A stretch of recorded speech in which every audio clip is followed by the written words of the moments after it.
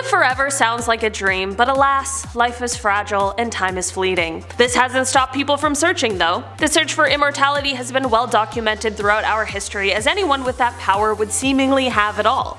Right? From the evidence in Greek and Roman mythology to the stories of ancient and medieval alchemists to a recent discovery that just may hold the secrets to everlasting life. On today's top 10 list, we are going to be talking about the top 10 secrets to immortality found in history. Starting off this list in our number 10 spot, we have the mushroom of immortality. As early as 475 BCE, there are written records that reference the mushroom of immortality, which was the key ingredient in the elixir of life. The lingzi, which is translated to mean supernatural mushroom, is the oldest known mushroom to be used medically, which is super cool. According to the Book of Han, people who were masters of esoterica, alchemists and magicians known as the Fang Shi knew the secret locations on Mount Panglei where these immortality mushrooms grew, but no one else did. This resulted in several Qin and Han emperors who sent large expeditions to search for the mushrooms of immortality, but to no avail. While these mushrooms are still used in traditional Chinese medicine today, it doesn't seem as though anyone has been able to actually achieve immortality from them,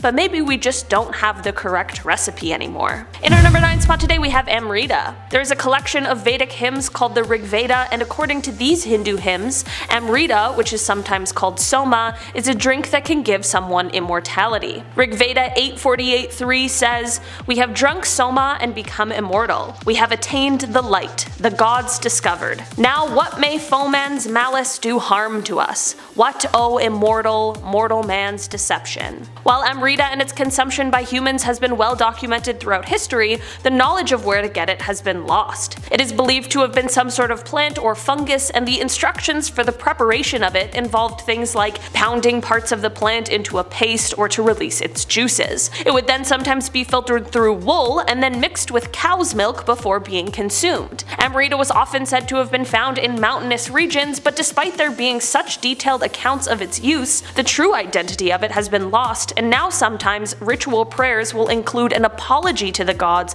for the lack of Amrita. In our number 8 spot today we have Ambrosia. This is sometimes known as the nectar of the gods and is often referred to in ancient Greek mythology. It is unclear if ambrosia and nectar were originally separately distinguished, but as of now it is commonly accepted that nectar is usually the drink form, with ambrosia being the food form, but regardless, this is the food and drink of the gods. Apparently nectar can be translated to death overcoming, and that makes a lot of sense. In mythology, this drink is usually said to have brought longevity or immortality to whoever consumed it. It was brought to the gods in Olympus by doves, and it was served by either Hebe or Ganymede at the heavenly feast. The consumption of ambrosia was usually reserved for divine beings and can be seen in stories like when Heracles is given ambrosia by Athena upon his transition into immortality. In our number 7 spot today we have the Epic of Gilgamesh. The first known instance of the search for immortality is found in the Epic of Gilgamesh. In it, Gilgamesh fears the fragility of life after the death of his companion Enkidu. Because of this, he seeks out Unapushtim.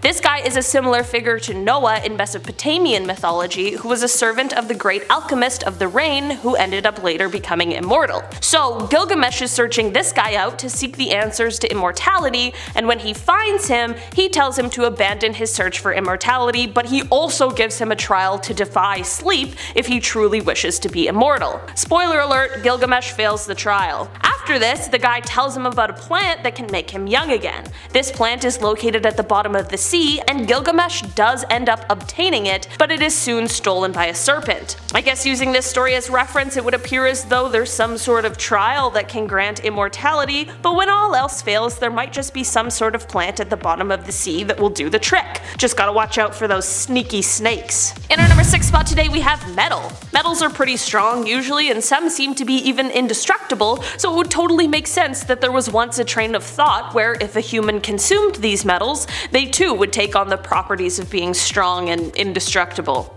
right?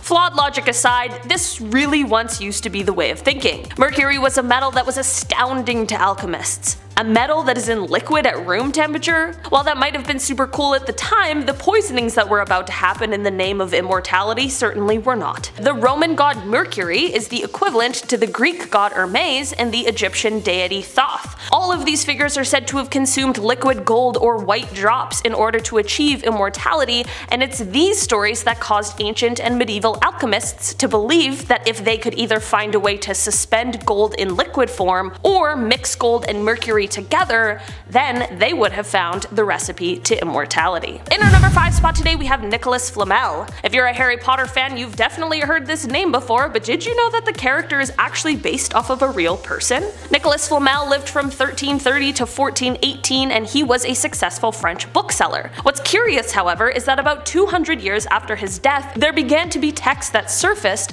that were attributed to him. According to these texts, Nicholas had learned the secrets of alchemy from Jewish alchemists while traveling in Spain, and it is said that during this time he acquired the original copy of the Book of Abramelin the Mage. It was then claimed that Nicholas was the one who held the elixir of life as well as the secrets of transmutation, and it was also claimed that he was probably still alive somewhere. In our number 4 spot today we have the Philosopher's Stone. While we're on the topic, we might as well talk about another story from history that relates to the infamous stone. There is a legend that suggests that the stone is located in a creek in Philadelphia. In the 17th century, a group called the Society of Women in the Wilderness settled in the woods outside of the Germantown section of Philadelphia. This group was led by an occultist named Johannes Kelpius, and he believed that the world was going to end in 1694. The group spent most of their time in caves and peaceful meditation, just living their best lives, and you might be sitting there wondering why I'm talking about this. Rumor has it that Johannes actually had the Philosopher's Stone, as he was its guardian and he kept it hidden inside of his meditation cave. It is said that before he passed away he explained the secrets of the stone and instructed the women of the group to toss the stone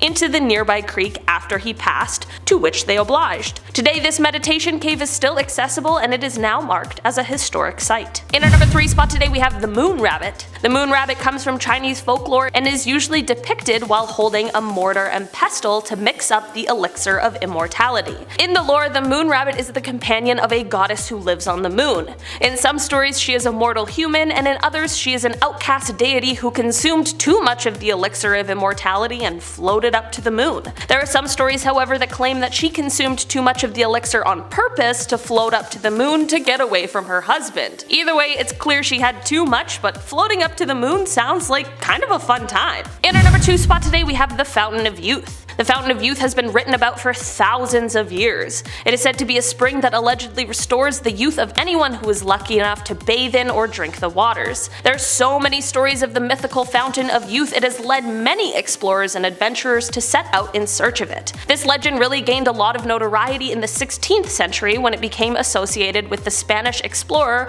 Juan Ponce de Leon, who was the first governor of Puerto Rico. It is said that while he was searching for the Fountain of Youth, he actually found Florida in 1513, which I gotta admit, probably isn't the same at all. Legend goes that at the time he was in Florida, the indigenous people told him that he could find the Fountain of Youth in Bimini. In our number 1 spot today we have the Benjamin Button jellyfish. Well, it seemed fitting to end off today's list with one that's a little bit more recent, and this discovery may be the real, actual key to immortality. This jellyfish was first discovered in 1883, but its superpower wasn't actually realized until the 1990s. What makes this jelly so special is that it has the ability to transform its adult self back into a baby, and it can't only do this just once, it can do it over and over again. To be totally honest, a lot of these jellies do die in the good old-fashioned way, but when in an emergency situation such as starvation or physical damage or something along those lines, instead of quickly meeting death, these jellies can transform all of their existing cells into a younger state. The jellyfish will turn itself into a blob-like state and then it will develop into a polyp colony,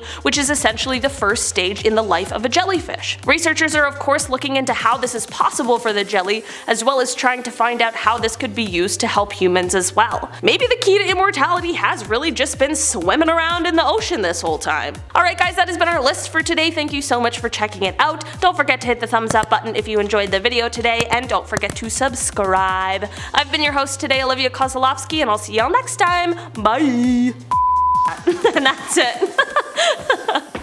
Alright.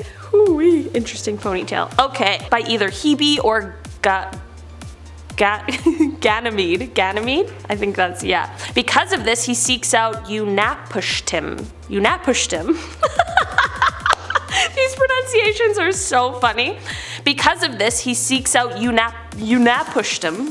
Unapushtim. Oh god. Was led by an occultist named Johannes? Sure.